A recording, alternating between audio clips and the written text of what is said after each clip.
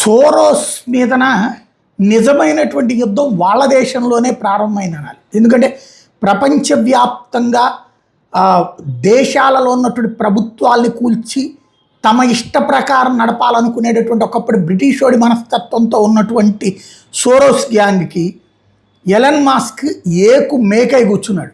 తాజాగా Elon Musk ఓపెన్గా George Soros గురించి ప్రస్తావించాడు. సోరోస్ బ్యాచ్ కలిసి ఎలక్షన్స్ రిగ్గింగ్ చేయాలని ప్రయత్నిస్తున్నారు.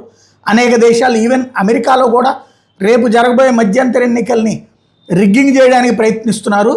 ప్రొఫెషనల్ ప్రొటెస్టర్స్ ప్రపంచవ్యాప్తంగా ఇప్పుడు మన దగ్గర ఏదైతే ఢిల్లీలో జంతర్ మంతర్ లాంటి వాళ్ళకి డబ్బులు ఇస్తూ ఉంటారు, ఏది గొడవల్ని ప్రోత్సహిస్తారు.